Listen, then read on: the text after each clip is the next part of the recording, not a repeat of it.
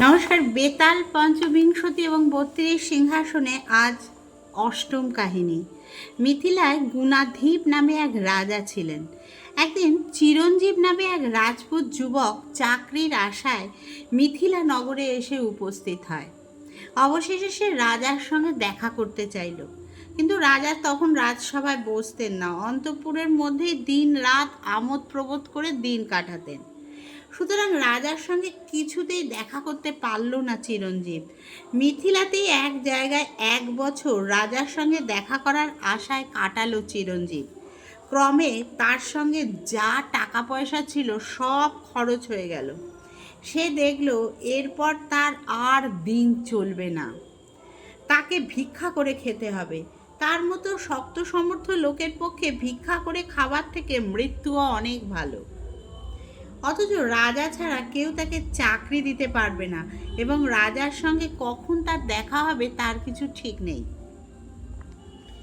সে তাই অনেক ভেবে ঠিক করলো, এইভাবে হীন জীবন যাপন করার থেকে বনে গিয়ে ঈশ্বরের তপস্যা করা ভালো। সে তাই আর বৃথা কালক্ষেপ না করে তপস্বীর বেশে বনে চলে গেল। কিছুকাল পর রাজা গুণাধীপ অন্তঃপুর ছেড়ে আবার রাজকার্যে মন দিলেন। একদিন সৈন্য সামন্ত লোকজন নিয়ে বনে মৃগয়া করতে গেলেন রাজা। বনের মধ্যে নানা জায়গায় ঘুরতে ঘুরতে একটা হরিণের পিছু ধাওয়া করে একা একা বনের গভীরে প্রবেশ করলেন রাজা। দেখলেন তার সঙ্গে তখন কেউ নেই। এদিকে তখন সন্ধ্যা হয়ে এসেছে, হরিণটাকেও আর দেখতে পেলেন না। হরিণটা কোথায় কোন দিকে পালিয়েছে অন্ধকারে তাও বুঝতে পারলেন না। সেই অন্ধকারে গভীর বনের মধ্যে পথ খুঁজে বেরিয়ে আসাও সম্ভব হলো না তার পক্ষে। তারপর সারাদিন ঘুরে ঘুরে ক্ষুধা তৃষ্ণায় কাতর হয়ে পড়েছেন তিনি। যাই হোক, সাহস করে এগিয়ে যাবার পর বনের মধ্যে একটা কুটির দেখতে পেলেন রাজা। আশা জাগলো তার মনে, ওখানে নিশ্চয়ই কোনো মানুষ বাস করে। কুটিরের সামনে গিয়ে দেখলেন একজন সাধু তপস্যা করছে। রাজা করজোরে কিছু জল চাইলেন তার কাছে। জীবনে বীতশ্রদ্ধ সেই রাজপুত যুবকই হলো এই তপস্বী। চিরঞ্জীব সমাদরের সঙ্গে জল ও ফলমূল এনে দিল রাজাকে, যত্ন করে বসালো তাকে।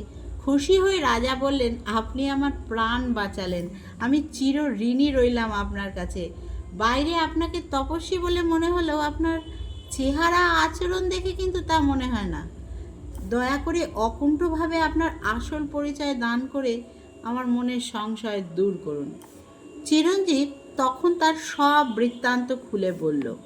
সব শুনে রাজা লজ্জা পেলেন, কিন্তু নিজের পরিচয় দিলেন না। সেই রাতটা তিনি চিরঞ্জীবের কুটিরেই কাটালেন। পরদিন সকালে রাজা নিজের পরিচয় দিয়ে তার সঙ্গে চিরঞ্জীবকে নিয়ে যেতে চাইলেন।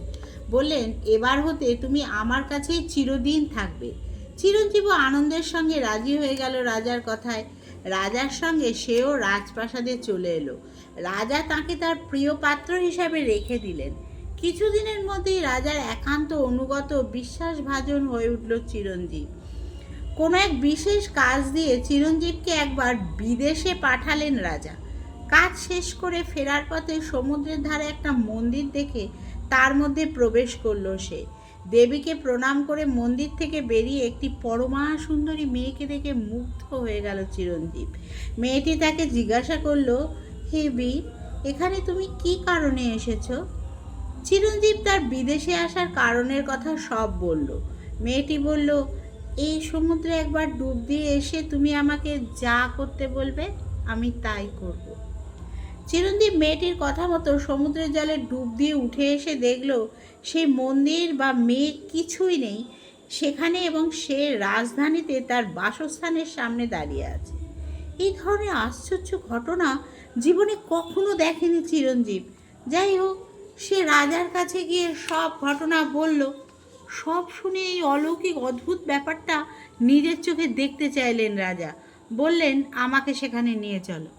চিরঞ্জীব রাজাকে সঙ্গে করে সমুদ্রের ধারে সেই জায়গায় নিয়ে গেল। দেখল মন্দিরটা আছে।